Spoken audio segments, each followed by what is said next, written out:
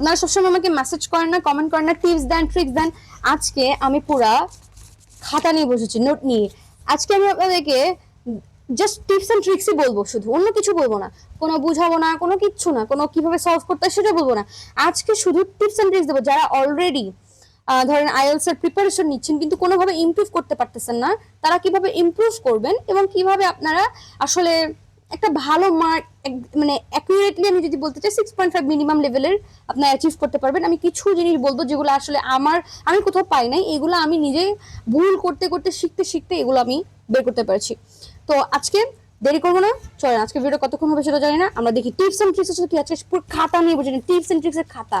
ওকে, তারপরে আমি যদি শুরু করি রিডিং, যেটা আপনাদের সবচেয়ে বেশি চক্ষু শুল একটা জিনিস, সেটা হচ্ছে রিডিং। রিডিং এর টিপস এন্ড ট্রিক্স যদি আমি বলতে চাই, তাহলে আমি আসলে কোনো কিছুই বাদ যেতে না চাই, জন্য একদম লিখে রেখেছি ভালো মতো টিপস এন্ড ট্রিক্স। সেটা হচ্ছে আপনারা সবসময় সব কোচিং সেন্টারে বা যে কোনো জায়গায় কি শেখেন, আগে প্রশ্ন পড়তে হয়, সেটা জানেন না? আমি বলি সব কোশ্চেনের অ্যান্সারে যে আগেই কোশ্চেন পড়বেন সব সময়, বিষয়টা এরকম না। কোনো কোনো কোশ্চেনের ক্ষেত্রে আগে প্রশ্ন পড়তে হয়, কোনো কোনো প্রশ্নের ক্ষেত্রে আগে কনটেক্সট পড়তে হয়, প্যারাগ্রাফ। আমি খুব স্লোলি বলবো যাতে একদম আপনারা ভালো মতো এটা বুঝতে পারেন। যেমন যদি আমি হেডিং বলি, হেডিং এর ক্ষেত্রে প্রথমে আপনি হাইলাইট করবেন কি পয়েন্টগুলা কোয়েশ্চেনে, নট ইন কনটেক্সট, যেটা কনটেক্সটে থাকবে কোয়েশ্চেনে হাইলাইট করবেন।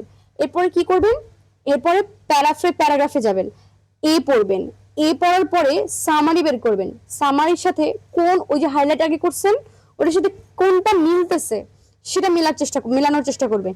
এটাতে যদি 6 নম্বর মিলে তাহলে 6 নম্বরই, 7 নম্বর মিললে 7 নম্বর। তাহলে কি হইতেছে, আপনার ওই একটা কোশ্চেনের জন্য প্রত্যেকটা হেডিং বারবার পড়তে হইতেছে না। আপনি আগে হেডিং পড়তেছেন, ওই প্যারাগ্রাফের সাথে কোশ্চেন মিলাচ্ছেন, কোশ্চেন পড়তে আপনার কম সময় লাগবে, ওই যেহেতু আপনি আগেই মার্ক করছেন। কিন্তু আপনি যদি বারবার প্যারাগ্রাফ পড়েন তাহলে তো আপনার অনেক সময় চলে যাবে। সো এটা করবেন। সেকেন্ডলি যেটা, সেটা হইতেছে আপনাকে অনেক কিছু আগে ভাগে প্রেডিক্ট করে নিতে হবে। যেমন এই যে আপনি ধরেন প্রত্যেকটা প্যারাগ্রাফই একটা পুরা কানেকশন থাকে একটার সাথে আরেকটা। সাপোজ ক্যামব্রিজ এইটা যদি আপনি জান যে ঘড়ি আবিষ্কার কিভাবে হয়েছে, সেটা একটা প্যারাগ্রাফ থাকে, তো বোঝাই যায় যে প্রথম প্যারাগ্রাফে এরকম থাকবে যে মানুষজন কখন প্রয়োজন বোধ করলো ঘড়ি আবিষ্কারের। সেকেন্ড প্যারাগ্রাফ থাকবে তারা কিভাবে দিন কাউন্ট করতো। থার্ড প্যারাগ্রাফে থাকতে পারে যে কোনো একটা ঘড়ি আবিষ্কার হয়েছে সেটা কিভাবে কাজ করে ঘড়িটা। ফোর্থ প্যারাগ্রাফে হয়তো থাকবে এই ঘড়ির কোনো একটা ডিসঅ্যাডভান্টেজ যার কারণে আর একটা ঘড়ি আবার আবিষ্কার হয়েছে, মানে পরের প্যারাগ্রাফে কানেকশন। আমরা কি করি, প্রশ্নের কনটেক্সট ভুলে যাই, আমরা জাস্ট হল করে প্রশ্ন, আমরা কনটেক্সট পড়লাম, কিচ্ছু বুঝি না, আমরা প্রশ্ন বুঝি না, আমাদের বারবার পড়তে হয়। কেন আমরা বারবার পড়বো? আমরা যে কোনো একটা জিনিস খুবই ভালো মতো গল্পের মতো করে বোঝার চেষ্টা করবো ভালো মতো। বিশেষ করে আমি এখন যেটা বলতেছি সেটা হেডিং এর জন্য খুবই ভালো মতো। এটা হেডিং যে কত, মানে আপনি একবার হেডিং এর মজাটা যদি বুঝে যান, আপনার যদি হেডিং 7টা থাকে আপনার 7টাই কারেক্ট হবে, আপনার যদি 6টা থাকে 6টাই কারেক্ট হবে, মানে আই ক্যান গ্যারান্টি ইউ। ঠিক আছে, এরপরে আরেকটা জিনিস আমার খুবই পছন্দের, এটা আমি আমার স্টুডেন্টদেরকে বারবার বলি এবং প্রত্যেক দিন বলি, সেটা হচ্ছে একটা কনটেক্সটে যদি বার থাকে, দো থাকে, অলদো থাকে, তারপরে কাউন্টার পার্ট থাকে, এই ধরনের ওয়ার্ডগুলো যদি থাকে, তাহলে সামনে যদি কোনো কিছু প্রশংসা করে পরে হবে দুর্নাম, আর সামনে যদি কোনো একটা কিছুর দুর্নাম করে পরে যেটা হবে হাউএভার বা এইগুলোর পরে সেটা হবে সুনাম। ভালো করে শুনেন, দো, although, however, but, counterpart, contrast, এই ধরনের জিনিসে এই ধরনের যখন থাকবে ওয়ার্ড পাবেন, প্রত্যেকটা প্যাসেজে পাবেন।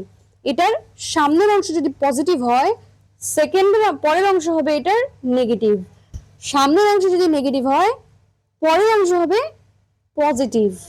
খুব ভালো মতো খেয়াল করবেন, ঠিক আছে? এটা গেল, এটা একটা টিপস। এরপরে ট্রু ফলসে কি করতে পারেন? ট্রু ফলসে অনেকেই আমি দেখেছি ইউটিউবে বা অনেক জায়গায় দেখেছি, ওরা কি করে, ওরা এভাবে শেখায় ভালো মতো ওই লাইন পড়ে একটা লাইন প্রথম আইডেন্টিফাই করা শেখায়। লাইন আইডেন্টিফাই করার পরে ওইটা লাইনের মানে কি হইতে পারে, তারপরে ওইটা গিয়ে ওই হিসাব করে ট্রু ফলস, ওটা সত্য না মিথ্যা নাকি দেয় নাই সেই হিসেবে বের করতে বলে। ট্রু ফলসে আপনাকে সবসময়, আপনি যদি ওই প্যারাটার সামারি বের করেন, জাস্ট নিজের মতো করে সামারি বের করেন, গল্পের মধ্যে ঢুকে যান আসলে গল্পটা কি বলছে, তাহলে ট্রু ফলস আপনার জন্য অনেক বেশি পানি হয়ে যাবে, একদম পানির মতো হয়ে যাবে। ঠিক আছে, আপনাকে ট্রু ফলসের ওই প্যারার পুরো সামারি আপনি যদি বের করেন, সামারিতে আমি কেন ফোকাস করতে বলতেছি এটা আপনারা মানে এটা আমি আপনাদেরকে এটা বললে হয়তো বা আলাদা আর একটা 2 ঘন্টার ভিডিও করা যায়, সামারি এত ইম্পর্টেন্ট। বাট আসলে এত ভিডিওর মধ্যে এত কম সময় এত কিছু পসিবল না বলা।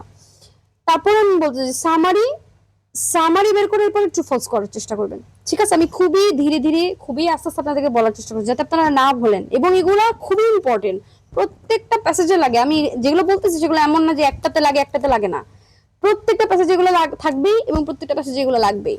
এরপরে কি, এরপরে হেডিং, হেডিং যখন করবেন আগে কোশ্চেন মার্ক করতে হয়।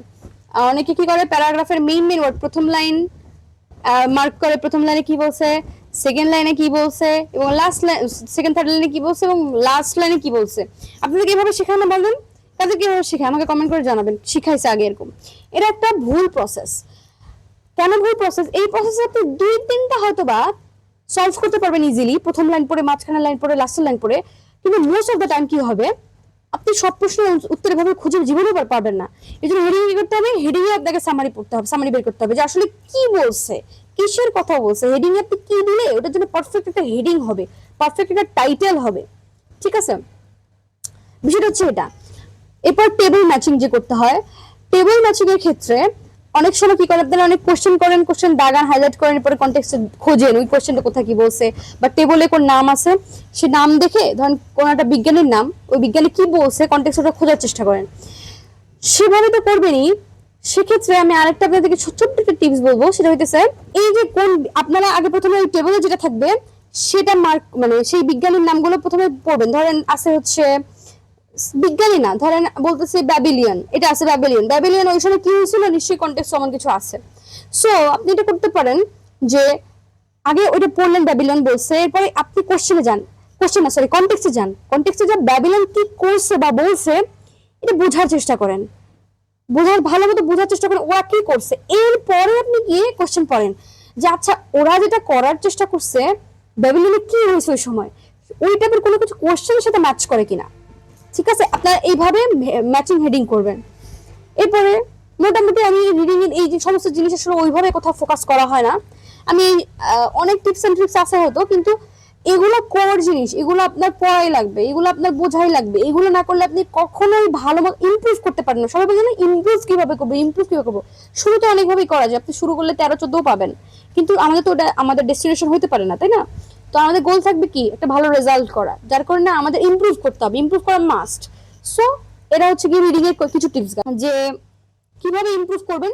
সেটা হইতেছে আপনি যখন এই আনসার করলেন, আনসার করার পরে ভুল যে হচ্ছে আপনার, ভুলটা কেন হচ্ছে, গুগলে অনেক এক্সপ্লেনেশন পাওয়া যায়, এক্সপ্লেনেশন পড়বেন, এক্সপ্লেনেশন পড়ার পরে দেখা যাবে যে আপনার কোন জায়গায় ভুল করছেন। আপনারা আসলে প্যারাফ্রেজটা বুঝেন না এই জন্য ভুল হইলো, কোয়েশ্চেনটা বুঝেন না এমন ভুল এই জন্য ভুল হইলো, ভোকাবুলারি বুঝেন না এই জন্য ভুল হইলো। আসলে ভুলটা কেন হইলো, এই কেন উত্তর যতক্ষণ না পর্যন্ত আপনি বের করবেন ততক্ষণ না পর্যন্ত আপনি কখনোই ইমপ্রুভ করতে পারবেন না। এই কেন উত্তর আপনাকে বের করতে হবে। এরপরে এরপরে দেখুন লিসেনিং এ আমি যদি বলি, এরপরে এইগুলো মোটামুটি রিডিং এর টিপস আমার তরফ থেকে থাকবে। যারা আমাকে কোনো টিপস দিতে বলবেন তাদেরকে আমি ডিরেক্ট এই ভিডিওটা পাঠিয়ে দিব, যে এই যেখানে আছে সব বলছি। এরপর লিসেনিং, লিসেনিং এর টিপস কি, লিসেনিং এর ক্ষেত্রে আপনাকে সেম জিনিস কি নিয়ে আলোচনা করতেছে কনসেপ্টটা প্রথমে বুঝতে হবে, যে আসলে জিনিসটা কি আলোচনা করছে। সাপোজ এনভায়রনমেন্ট নিয়ে আলোচনা করতেছে, যে পোলার বিয়ার, যে হয়তো বা এমন কিছু অ্যান্টার্কটিকাতে পোলার বিয়ারদের জীবনযাপন কিরকম, দুজন মানুষ হয়তো বা সেই ধরনের আলোচনা করতেছে। সো আপনি এটা আলোচনা মানে কি, এটা একটু শুনতে তো ভালো লাগার বিষয়, তাই না? আপনি বুঝতে চেষ্টা করার দরকার নাই যে আপনি পরীক্ষা দিচ্ছেন, গল্পের মতো বোঝার চেষ্টা করেন আসলে কি হইতেছে। নিশ্চয়ই এমন কিছু বলতেছে পোলার বিয়ারের জীবন ওখানে হুমকি স্বরূপ, ওরা কি খায়, ভবিষ্যতে ওদেরকে নিয়ে কি প্ল্যান, নিশ্চয়ই এগুলো বলতেছে। এভাবে ধীরে ধীরে ধীরে স্টেপ বাই স্টেপ কিন্তু আগায়। আপনিও কোশ্চেন দেখে দেখে স্টেপ বাই স্টেপ বোঝার চেষ্টা করবেন কনসেপ্ট, এরপর আনসার করার চেষ্টা করবেন। এরপরে কিছু কিছু জিনিস যেমন ব্রিটিশরা জিরো খুব কম বলে, জিরো বলে না, নর্মালি ও বলে। সো আমাদের কি হয়, ও ধরতে ধরতে আমাদের টাইম লেগে যায়, তখন দেখা যায় পরের ডিজিট গুলো ভুল হইতে পারে। এই জন্য আমি একটু আগে আপনাকে বলে দিলাম যে ও বলে। সাপোজ কোন একটা জায়গায় বলছে আফটার ফ্রাইডে, কিন্তু আফটার ফ্রাইডে তো স্যাটারডে, আপনি যদি ফ্রাইডে শুনে ফ্রাইডে দেন ওরা তো আপনাকে ডিস্ট্রাক্ট করবেই, তাহলে হবে না। সো আফটার ফ্রাইডে মানে স্যাটারডে। ঠিক আছে, এরপরে কিছু জিনিস থাকতে পারে, যেমন বলে যদি বলে মিড নাইট, আপনি এখন আগেই হয়তো বা প্রেডিক্ট করতেছেন কোন একটা সময়ের কথা বলছে, কোশ্চেনের সময় বলবে, আপনি একদম গো ধরে আছেন যে হয় বলবে একটার দিক, দুইটার দিকে, তিনটার দিকে, পাঁচটার দিকে, এরকম সময়, কিন্তু বলে ফেলছে কি, বলে ফেলছে মিডনাইট। এখন আপনাকে বুঝতে হবে আপনি সময় খুঁজতেছেন, এদিকে মিডনাইট বলার পরে আরো 5টা সেন্টেন্স ক্রস হয়ে গেছে, আপনি খুঁজতেছেন সময়। সো তাহলে হবে না, এরকম কিছু কোড ওয়ার্ড থাকবে, কোড ওয়ার্ড না, মানে এগুলো এগুলো কিছু ভোকাবুলারি আছে, যে ভোকাবুলারির উপর আপনাকে বুঝতে হবে মিডনাইট মানে হচ্ছে রাত 12টা বলছে, 12টা, ঠিক আছে? তো আফটার মিডনাইট মানে 12টার পরে, পরের দিন। সো এইরকম আর কি কিছু ডিস্ট্রাক্টর থাকি। এরপরে গিয়ে আপনাকে সিকোয়েন্স অনুযায়ী রেডি থাকতে হবে, এটা মোটামুটি কমন যে আপনার একটা পর একটা সিকোয়েন্স আপনাকে রেডি থাকতে হবে, যে এখন এখন ফোন নাম্বার বলছে, এখন নিশ্চয়ই অ্যাড্রেস জিজ্ঞেস করবে, সো আমার অ্যাড্রেসের ক্ষেত্রে রেডি থাকতে হবে। এরপরে ধরেন এমন অনেক সময় হয় যে কঠিন নাম বলে, আপনি তখন ভ্যাবাচাকা খেয়ে যান, আরে এত কঠিন নাম আমি স্পেল করবো কিভাবে। চিন্তা করার কিছু নাই, দেখা গেছে যে ওরা তখন স্পেল করে, মানে কিভাবে জিজ্ঞেস করে যে could you please spell it for me, এই টাইপের কিছুটা বলে, মানে ডিরেক্টলি যদি এটা নাও বলে যে could you please spell it for me, এটা যদি নাও বলে তাহলে তুমি অন্য কিছু বলে এরকম কিছু, বাট এই টাইপের কিছু বলে আর কি, বাট ওটা স্পেল করে আর কি। এরপরে দেখা গেছে যে কোনো জিনিস যদি মিস হয়ে যায়, আপনার যদি মনে হয় 2-3টা সেন্টেন্স চলে গেছে, পার হয়ে গেছে, তাহলে আপনাকে অবশ্যই অবশ্যই এই যে ধরতে হবে নেক্সট কোশ্চেনে কি বলছে, ওইটা আবার পার হয়ে গেল কিনা। আপনি বসে আছেন দেখবেন আপনার 3-4টা কোশ্চেন পার হয়ে গেছে। সো এই ক্ষেত্রে একটু খেয়াল রাখবেন যে যাতে কোশ্চেন ক্রস না হয়ে যায়, ঠিক আছে? সো মোটামুটি সিকোয়েন্স হিসেবে রেডি থাকতে হয়, এটা আমরা সবাই মোটামুটি সব জায়গায় শুনছি, আপনাকে রেডি থাকতে হবে। ধরেন কোনো আপনার একটা নাম বলছেন, নামের পরে নিশ্চয়ই অ্যাড্রেস বলবে, ফোন নাম্বার বলবে, এই অনুযায়ী আপনাকে রেডি থাকতে হবে। রেডি না থাকলে আপনার ওরকম স্কিপ হয়ে যাবে। এরপরে যদি আপনি বুঝতেছেন না যে আসলে অলরেডি 2টা কোশ্চেনের আনসার স্কিপ হয়ে গেছে, আপনি বুঝতে ধরতে পারতেছেন না, অলরেডি 2-3 লাইন চলে গেছে, তখন আপনি বুঝবেন আপনি হয়তো কোনো কিছু স্কিপ করে ফেলছেন, আপনি আর ওইটা খুঁজে বের করে লাভ নাই, পাবেন না। এই জন্য কি করতে হবে, নেক্সট যে কোশ্চেন আছে সেটা নিশ্চয় কোনোটা কিওয়ার্ড থাকবে, ওই কিওয়ার্ডটা আসলে কখন বলে সেটা আর কি ফাইন্ড করার চেষ্টা করতে হবে। সো বলতে গেলে নেক্সট কোশ্চেনের কোডটা ধরতে হবে, মেইন কি বলছে। সো তাহলে এইগুলাই মোটামুটি লিসেনিং এর ক্ষেত্রে। আর অনেক কিছু আছে, সবকিছু এক ভিডিওতে বলা, সব কভার করা পসিবল না, বাট মেইন মেইন যে জিনিসগুলো যেগুলো না হলেই নয় সেগুলো আমি আপনাদেরকে বলার চেষ্টা করলাম। এবার রাইটিং এর ক্ষেত্রে কি করবেন? রাইটিং এর ক্ষেত্রে নর্মালি আমি যেটা বলবো রাইটিং এর ক্ষেত্রে, সেটা হচ্ছে ধরুন আপনি কোনো গ্রামার জানেন না, ভোকাবুলারি জানেন না, কিছুই জানেন না, কিন্তু রাইটিং এর একটা নির্দিষ্ট মানে স্ট্রাকচার আছে, ওই স্ট্রাকচার আপনাকে ফলো করতে হবে। স্ট্রাকচারটা আমি অলরেডি ইউটিউবে ভিডিও আপলোড দিয়ে দিয়েছি, যে স্ট্রাকচার রাইটিংটা কিভাবে করতে হয়। আমার মনে হয় 1 ঘন্টার মধ্যে, 1 ঘন্টার ভিডিও আমি আরো 1 ঘন্টা হয়তো আপলোড করবো, আরো একটু বিস্তারিত। এমন কিছু নয় আমি সেখানে ইনপুট দেই নাই। সো আপনাকে বিভিন্ন জায়গায় বিভিন্ন কোনো কিছু খুঁজতে হবে না, রাইটিং এর ওই একটা ভিডিও যে আপনার জন্য এনাফ আমার কাছে মনে হয়। সো আপনি হচ্ছে ওই ভিডিওটা দেখতে পারেন। সো ওখানে অনেক কিছু বলছি। এরপরে আপনাকে রাইটিং এর ক্ষেত্রে অনেক সিকোয়েন্স মেনটেন করতে হয়, তারপরে ধরে ধরে স্ট্রাকচার অনুযায়ী রাইটিং এ করতে হয়। রাইটিং এর ইম্পর্টেন্ট হচ্ছে গ্রামার। গ্রামার কি করবেন অনেকে কোশ্চেন করেন, গ্রামারের ক্ষেত্রে যে কয়েকটা গ্রামার খুবই ইম্পর্টেন্ট, সেটা হচ্ছে টেন্স, তারপরে পার্টস অফ স্পিচ, এরপরে হচ্ছে subject verb agreement, right forms of verb, আরেকটা হচ্ছে গিয়ে আপনার সিম্পল কমপ্লেক্স কম্পাউন্ড। এই জিনিসগুলো মাস্ট, যারা গ্রামার জানতে চান যে আইএলটিএস এ কোন কোন গ্রামার লাগে বেশি, এই এই 5টা জিনিস মাস্ট লাগবেই। এই 5টা জিনিস আপনি, এই 5টা জিনিস পড়তে আপনার বেশি সময় লাগবে না। যারা বলেন বেসিক দুর্বল, বেসিক খারাপ, তারা এই 5টা জিনিস কোপ আপ করার চেষ্টা করেন, তাহলে আপনার ঠিক হয়ে যাবে রাইটিং এর ক্ষেত্রে। এরপরে আমি আরেকটা জিনিস বলি, সেটা হচ্ছে ক্যামব্রিজের বইয়ের পিছে দেখবেন 6.5 পাওয়ার রাইটিং এ, একদম রিয়েল এক্সামে রিয়েল রাইটিং এর কিওয়ার্ড টেস্টের ওরা মার্কিং করছে 6.5 পাওয়ার স্টুডেন্ট কেমন লিখছে, 7 পাওয়ার স্টুডেন্ট কেমন লিখেছে, তারপরে 8 পাওয়ার স্টুডেন্ট কেমন লিখেছে, তাও এইগুলো আপনারা পাবেন, ঠিক আছে? তো ওইটা দেখে একটু কম্পেয়ার করার চেষ্টা করবেন যে আসলে কিভাবে লিখলে আপনি আসলে ভালো মার্ক পেতে পারেন, তো এটা কম্পেয়ার করবেন। এরপরে আরেকটা যেটা একদম গ্রেটেস্ট টিপস, সেটা হচ্ছে আপনার প্রথমে যারা কিছু জানেন না বা পারেন না, তারা কি করবেন, তারা গুগলে অনেক এরকম পাওয়া যায়, গুগলে অনেক রাইটিং এর এরকম আপনার বের করবেন, এরকম ব্যান্ড 6.5 এর রাইটিং, ব্যান্ড 9, সরি ব্যান্ড 9 না, ব্যান্ড 7 এর রাইটিং বের করবেন। বের করার পরে ওখানে দেখে দেখে লিখবেন। আপনার প্রথমে কপি করার চেষ্টা করবেন, একদম হুবহু দেখে দেখে লেখেন, খুব মনোযোগ দিয়ে দেখে দেখে লেখেন। এটাতে কি হবে, এটাতে আপনি আস্তে আস্তে আপনার সাবকনশিয়াস মাইন্ডে আপনি দেখবেন আপনার অনেকখানি হয়ে গেছে, কিসের পরে কি বসে আপনি বুঝে বুঝে ফেলতে পারতেছেন। যাদের গ্রামারই উইক তারা হয়তো বা বুঝবেন যে হি এর পরে ডাজ হয়, হি এর পরে ডু হয় না। সো আপনি গ্রামার যদি নাও পড়েন তা আপনার অটোমেটিকলি, এটা জাস্ট আমি একটা এক্সাম্পল দিচ্ছি, সো আপনি ইজিলি ধরতে পারবেন এই বিষয়গুলা। তারপরে কনফিউজিং অনেক কিছু থাকে, যেমন সালের আগে ইন হবে নাকি সিন্স হবে।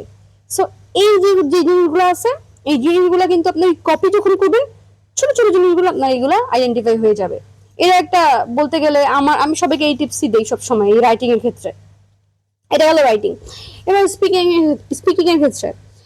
এর ক্ষেত্রে হচ্ছে গিয়ে আমরা অনেক বলি ভোকাবুলারি এতগুলো মুখস্থ করতে হবে, এতগুলো হ্যান ত্যান। আমি ভোকাবুলারি তো পছন্দ করি না মুখস্থ করা, কারণ কত ভোকাবুলারি আপনি মুখস্থ করবেন? এটা কি সম্ভব? এটা মুখস্থ করা সম্ভব না। অতএব আমাদের কি করতে হবে, প্রথমে ক্যাটাগরাইজ করবেন যে কি কি ধরনের প্রশ্ন আসতে পারে, কি কি রিলেটেড। যেমন ধরেন আপনার এডুকেশন রিলেটেড যেগুলো কন্টেন্ট, ওইখানে কিছু কিছু এডুকেশন রিলেটেড কন্টেন্টের জন্য ভোকাবুলারি আপনি পড়তে পারেন, চাইলে বেশি না 5-6টা, যেগুলো আপনার ইউজ করলে যে কোনো টেকনোলজি যে কোনো এডুকেশন রিলেটেড যেটাই আসুক না কেন আপনি যদি ওই ভোকাবুলারিগুলো ইউজ করতে পারেন। সো একটা প্যারাগ্রাফের মধ্যে একটা স্পিকিং এর মধ্যে যদি আপনি জাস্ট 3-4টা সুন্দর ভালো ভোকাবুলারি বলেন, আপনার কিন্তু খুবই মানে ভালো একটা মার্ক আসবে। সো আপনার এত গণহারে মুখস্থ না করে এরকম ক্যাটাগরি করে নেবেন। রাইটিং এর ক্ষেত্রেও সেম ক্যাটাগরি করে নিয়ে আপনারা হচ্ছে সেখানে ভোকাবুলারিগুলো পড়বেন। এরপরে হচ্ছে গিয়ে যেমন সায়েন্স নিয়ে যেগুলো কোশ্চেন আসে, নেচার, এনভায়রনমেন্ট, এগুলা। সো আপনি যদি সায়েন্স রিলেটেড কিছু ভোকাবুলারি আপনি যদি পড়েন, দেখা যাবে নেচার হোক, এনভায়রনমেন্ট হোক, এই ধরনের যত কিছু আসবে সবকিছুর মধ্যে আপনি ওই ভোকাবুলারি ইউজ করতে পারবেন, স্পিকিং এর ক্ষেত্রে, রাইটিং এর ক্ষেত্রে। এরপর স্পিকিং এ কিভাবে ইমপ্রুভ করবেন সেটা হচ্ছে সবখানে সবাই বলে যে আয়নার সামনে দাঁড়ায় বা ক্যামেরার সামনে দাঁড়ায় নিজে বলা, এবং ওইগুলো পরে বলা শুধু না, ওগুলো পরে রিপিট করা। এবং আরেকটা জিনিস, আমরা অনেক সময় কথা বলি না, নর্মালি কথা বলার সময় আমরা অনেক এক্সপ্রেশন দিতে পারি না, কিন্তু আমরা জানি বাণী কি, আমরা এক্সপ্রেশন দিতে পারি না এক্স্যাক্টলি কি কি বলছে। তো এই এক্সপ্রেশন গুলো যখন আমরা দিতে পারবো না, তখন আমরা সাথে সাথে লিখে রাখবো খাতায়, এবং এটা পরে চ্যাটজিপিটি কে আমরা দিয়ে বলবো যে এটা আসলে এক্স্যাক্ট এক্সপ্রেশনটা কেমন হবে, কেমন লিখতে হবে। যেমন আমরা বাংলায় অনেক সুন্দর করে বলি ঠিক কিনা, সাপোজ রান্না বলি ঠিক কিনা আমরা বলি, এটা আমাদের একটা এক্সপ্রেশন। সো আমরা যখন এই ঠিক কিনা এটা আমরা ভালো মতো এক্সপ্রেস করতে পারি না, আমরা মনে করি এটা আমরা ইংলিশ পারি না, কিন্তু এটা হয়তো বা এটা রিয়েল কোনো এক্সপ্রেশন নাই ইংলিশে। যারা ইংলিশে কথা বলে তাদের হয়তো এটার জন্য আলাদা কোনো একটা এক্সপ্রেশন আছে, ঠিক আছে? তো এই জিনিসগুলো, এই পার্থক্যগুলো বুঝতে হবে। স্পিকিং এর ক্ষেত্রে এই পার্থক্যগুলো নিজেই বোঝার চেষ্টা করবেন, এবং প্রচুর পরিমাণে পডকাস্ট শুনবেন এবং শ্যাডোইং করবেন। শ্যাডোইং কি যারা জানেন না তাদের বলি, যেটাই বলতেছে পডকাস্টে 2 লাইন করে বলবেন, ওখানে নিচে সাবটাইটেল থাকে, পজ করবেন, নিজে রিপিট করবেন, বারবার রিপিট করবেন, ঠিক আছে? এভাবে করবেন। সো এরপরে একটা কি, মাক্কারের বই যাদের আছে, মাক্কার ধরে যেগুলো স্পিকিং এর, মাক্কারের বইতে যেগুলো স্পিকিং আছে ধরে একদম প্রথমে একবার নিজে কনসেপ্টটা নিবেন, নেওয়ার পরে নিজে না দেখে নিজের ভাষা বলার চেষ্টা করবেন। তাহলে হবে কি, একটা স্ট্রাকচার্ড ওয়েতে আপনি তখন আগাতে পারবেন, তখন আপনার থামা লাগতেছে না, চিন্তা করা লাগতেছে না। তাহলে কি করবেন, প্রথমে আপনি মাক্কারের বই ধরে স্পিকিং এর জাস্ট দেখবেন কি বলছে, সেটা আবার পরবর্তীতে নিজে না দেখে প্র্যাকটিস করার চেষ্টা করবেন, এবং পারলে নিজের ভাষায় বলার চেষ্টা করবেন। তো যারা টিপস এন্ড ট্রিক্স চান, কমপ্লিট বলে দিলাম, এর বাইরে কোনো টিপস এন্ড ট্রিক্স নাই, দিবও না আর কোনো টিপস এন্ড ট্রিক্স, কারণ এর বাইরে কোনো নাই। এখন ইউটিউবে এগুলো ভিডিও অনেক আছে অ্যাভেলেবল, অনেক কিছু, বাট এই জিনিসগুলো কোর জিনিস আমি মনে করি যেগুলো না বললেই আসলে না, আর এইগুলো সব এক জায়গায় পাবে না। হয়তো বা কোনো একটা ভিডিওতে আমার কোনো একটা কথা বলছে, মানে এই লাইনের কোনো একটা হয়তো বা বলছে, এইটার জন্য আমি যেগুলো কথা বলছি সেগুলো হয়তো 10টা ভিডিওতে 10 ভাবে বলছে, সেগুলো আমি জাস্ট মার্ক করে আমি একটা ভিডিওর মধ্যে আনার চেষ্টা করলাম। তো আই হোপ যারা আইএলটিএস এর অলরেডি প্রিপারেশন নিচ্ছেন বা কিভাবে ইমপ্রুভ করবেন আমার কাছে বারবার শুনতে চান, তাদেরকে আমি এই ভিডিওটা সেন্ড করবো এবং তাদেরকে এই ভিডিও পাঠাবো যে এইভাবে ইমপ্রুভ করবেন, ঠিক আছে? আর এটাই ছিল আজকের ভিডিও। আই হোপ আপনাদের ভালো লেগেছে এই ভিডিও। টাটা, আজকের মতো বিদায়। আমি অন্য কোনো একটা দিন অন্য কোনো একটা ভিডিও নিয়ে হয়তো আপনার সাথে কথা বলবো, আপনাদের সাথে।